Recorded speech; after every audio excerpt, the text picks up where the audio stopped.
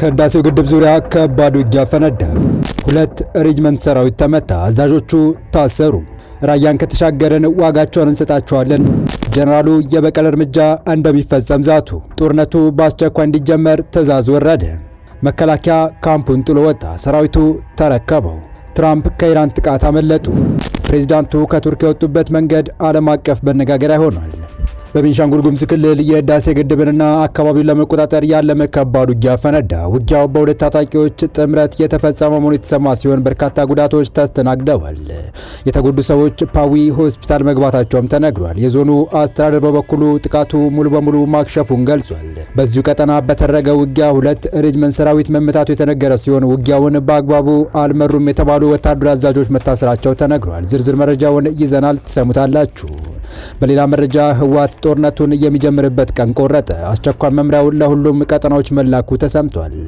ወዲህ ደግሞ ከፍተኛ አዛዡ ራያን ከተሻገረን ዋጋቸውን እንሰጣቸዋለን ሲሉ በብልጽግና ባለስልጣናት ላይ ከበድ ያለ ዛቻ አሰምተዋል። ይህንንም ትሰሙታላችሁ። በቀጣይ መረጃ መከላከያ ሰራዊት ለ12 ዓመታት ይዞት የነበረውን ቁልፍ ወታደራዊ ካምፕ ለቆ መውጣቱ የተሰማ ሲሆን በቅርበት የነበረው ሰራዊት ቦታው መረከቡን ጨምሮ የአሜሪካው ፕሬዝዳንት ዶናልድ ትራምፕ ከኢራን ጥቃት ለማምለጥ የተጠቀሙት አነጋጋሪ በረራ የተመለከተውን መረጃ አክለን ይዘን ተገኝተናል። ሰላም ውድ የሁሉ ዴይሊ ቤተሰቦች እንደምናላችሁ። ቻናሉን ሰብስክራይብ፣ ላይክ፣ ሼር ያደረጋችሁ እስከ መረጃዎቻችን ፍጻሜ አብራችሁን ቆዩ።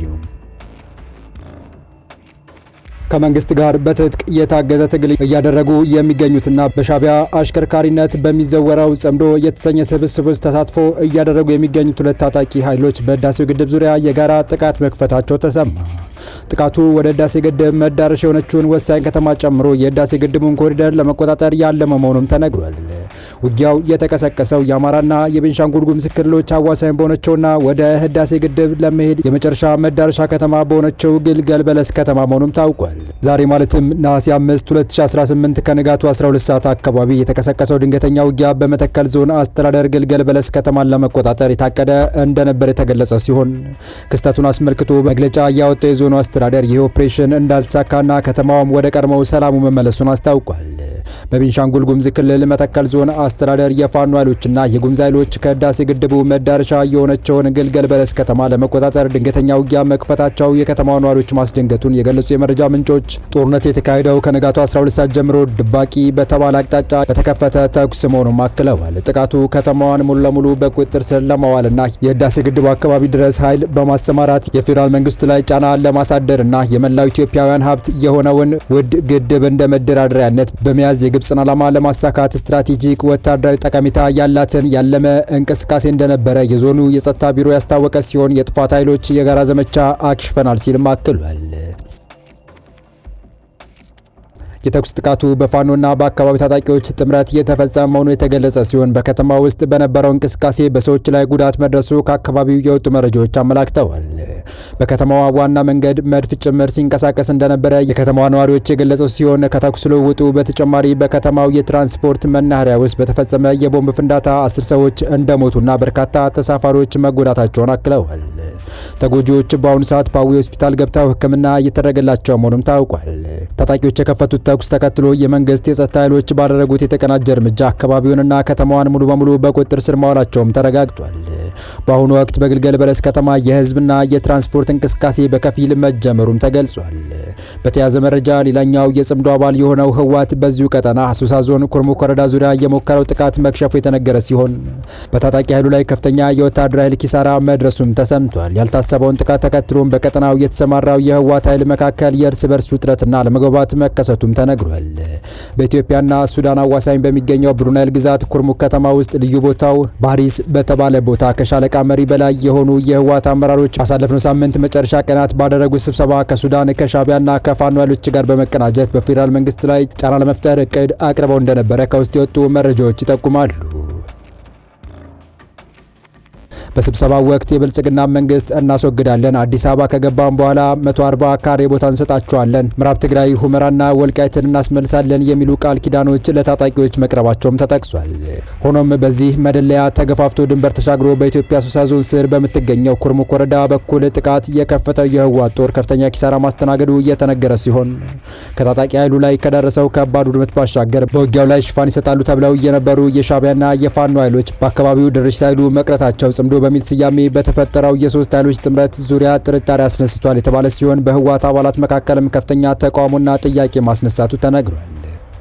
በዚሁ የኩርሙክ ግንባር በተከፈተው ጥቃት በህወሓት ታጣቂ ላይ ከፍተኛ ኪሳራ መድረሱ የገለጹ የአካባቢ ምንጮች በውጊያው መሃል ሁለት የህወሓት አርሚ 7ና አርሚ 13 ሬጅመንት ተበትነው መሸሻቸውና በዚህም ምክንያት አመራሮች መታሰራቸውን አክለው ገልጸዋል። ከውስጥ የወጡ መረጃዎች በውጊያው ከ100 በላይ ሞትና ከ1800 በላይ ከባድ ቁስለኞች መኖራቸውን ቢገልጹም እነዚህ ቁጥሮች በገለልተኛ ወገን በይፋ አልተረጋገጡም። በአሁኑ ወቅት በኃይሉ ውስጥ በሰው ሀገር ለምን እንዋጋለን የሚል ጥያቄ እየተስፋፋ መምጣቱ የተነገረ ሲሆን የድሮን ጥቃት ስጋት፣ የአቅርቦት እጥረትና የእርስ በርስ አለመተማመን የታጣቂ ኃይሉን የሞራል ውድቀቱን እንዳባባሰው መረጃዎች ያመላክታሉ። በተለይም በአርሚ 13 ላይ በሸረሪና ካምፕ ደረሰ የተባለው ኪሳራ ቡድኑ ውስጥ ከፍተኛ ድንጋጤ እየፈጠረ ሲሆን ከኃይሉ እየከዱና መውጫ መንገድ እየፈለጉ ያሉ አባላት ቁጥር እየጨመረ መምጣቱም ተገልጿል።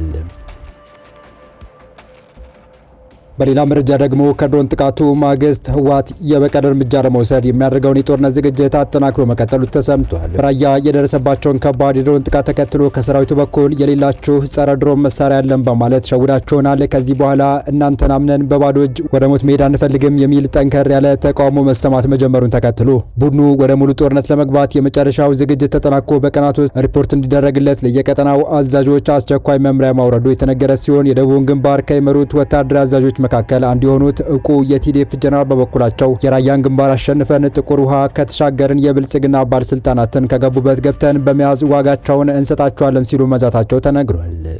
ጀነራሉ ይህንን ዛቻ ያሰሙት በኮረም ከተማ ለተሰማራው ሰራዊት የበቀል እርምጃ እንዲፈጸም እና በድሮን ጥቃቱ የተገደሉ ታጣቂዎችን ደም መመለስ ግዴታ መሆኑን በገለጹበት ወቅት እንደሆነም ታውቋል።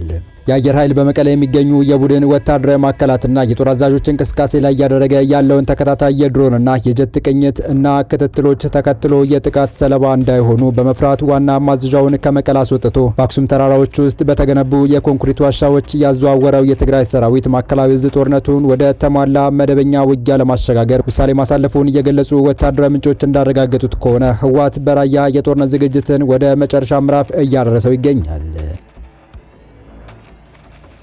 በዚህም በሁሉም አካባቢዎች የሚደረጉ ስብሰባዎች ከቀትር ወደ ማታ እንዲሸጋገሩ ትዕዛዝ ተሰጥቷል። ለወታደራዊ ስምሪትና ሎጂስቲክስ እንቅስቃሴ የሚረዳ የነዳጅና መሰል ሀብት ክፍፍልም እየተደረገ ሲሆን ለራያ አዘቦ 1000 ሊትር ነዳጅና ለመሆኒ ከተማ 3000 ሊትር ነዳጅ እንዲከፋፈል መደረጉም ተገልጿል። እንስሳትን ጨምሮ የስንቅ አቅርቦት፣ ውሃ የሚያቀርቡ ቦቴዎች እንዲሁም ለቀብር የሚያስፈልጉ ቁሳቁሶች እስከ ነሐሴ 10 2018 ዓ.ም እንዲዘጋጅ ለሁሉም አመራሮች ትዕዛዝ መሰጠቱን የጠቀሱት የመረጃ ምንጮች በመጪው ሳምንት መጀመሪያ ላይ ህወሓት ጦርነቱን በይፋ ይከፍታል ተብሎ እንደሚጠበቅም አክለው ገልጸዋል። በቀጣይ መረጃ የኢትዮጵያ ጦር ካምፑን ጥሎ መውጣቱ ተነግሯል። ሰራዊቱ የለቀቀውን ካምፕ የሐሰን ሼክ ወታደሮች እንደተረከቡም ታውቋል። በሶማሊያ የአፍሪካ ህብረት የድጋፍና የማረጋጋት ተልዕኮ አውሶም ውስጥ የሚያገለግሉ የኢትዮጵያ ወታደሮች በሶማሊያ ቤይ ክልል ውስጥ ከሚገኘው ቡርሃካባ ወረዳ ሙሉ በሙሉ መውጣታቸው የተነገረ ሲሆን ጦሩ ተቆጣጥሮት የነበረውን ስትራቴጂካዊ ወታደራዊ ጣቢያም ለሶማሊያ ብሔራዊ ጦር ማስረከቡን ሶማሊ ሪፖርት ዘግቧል። የኢትዮጵያ መከላከያ ሰራዊት የቡርሃካብ ኦፕሬሽን ጣቢያ የቴክኒክ ቁጥጥር በይፋ ለሶማሊያ 60ኛ ክፍለ ጦር ማስረከቡን የሀገሪቱ ሰላም ማረጋጋት ኃላፊነት እየተወጣ ያለው በሶማሊያ የአፍሪካ ህብረት ድጋፍና ማረጋጋት ተልዕኮ አውሶም አስታውቋል። ይኸው ወታደራዊ ቀጠናና የጦር ካምፕ ከ2014 ጀምሮ ላለፉት 12 ዓመታት በቀድሞ የአፍሪካ ህብረት ተልዕኮ በሶማሊያ አሚሶም በአሁኑ በሶማሊያ የአፍሪካ ህብረት የድጋፍና የማረጋጋት ተልዕኮ አውሶም ስር ተሰማርቶ ዓለም አቀፍ የሰላም ማስከበር ግዳጁን እየተወጣ ባለው የኢትዮጵያ መከላከያ ሰራዊት እጅ እንደነበረ ተገልጿል።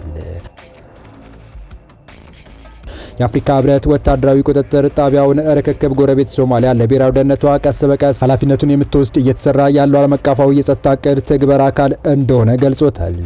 የሶማሊያ ኃይሎች ቀደም ሲል በውጭ ወታደሮች ድጋፍ በያዟቸው ወታደራዊ ቦታዎችና የጸጥታ ማስከበር ስራዎች ላይ ከቅርብ ዓመታት ወዲህ በራሳቸው ኃይል የበለጠ ቁጥጥር እያደረጉ መሆኑ ተገልጿል። ወደ መጨረሻው መረጃችን ተሻገረን። ፕሬዚዳንት ዶናልድ ትራምፕ ከተደቀነባቸው ከባድ የደህንነት ስጋት ለመሸሽ ሚስጥራዊ የአውሮፕላን ቅያሬ ያደረጉ።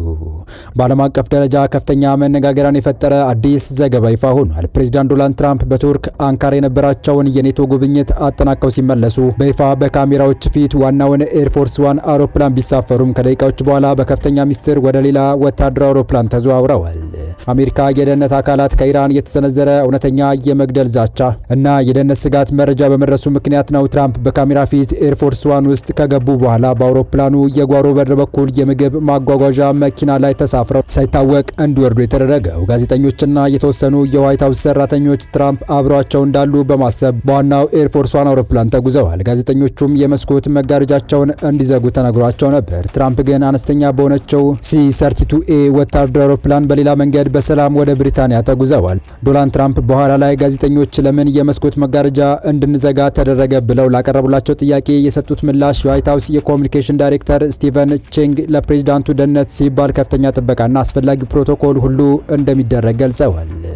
የተወደዳችሁ የቻናላችን ቤተሰቦች ለአሁኑ ለእናንተ ይመጥናሉ ብታደምጧቸው ታተርፉባችኋላችሁ ብለን የመረጥንላችሁ ዕለታዊ መረጃዎቻችን እስካሁን ያደመጣችኋቸው ነበሩ። በተመሳሳይ ሀገራዊና ቀጠናዊ ጉዳዮች እንዲሁም ዓለም አቀፋዊ ጂኦፖለቲካ፣ ወታደራዊና አነጋጋሪ ክስተቶችን ለበለት ተከታትለን በትኩስ ይዘን እንደምንቀርብ እያሳወቅን የቻናሉ ቤተሰብ ካልናችሁ ሰብስክራይብ፣ ቪዲዮ ላይክ እና ሼር በማድረግ ተደራሽነታችን ታሰቡ ዘንድ አክብሮታዊ ግብዣችን ነው። አበቃን። ሰናይ ጊዜን ተመኘን።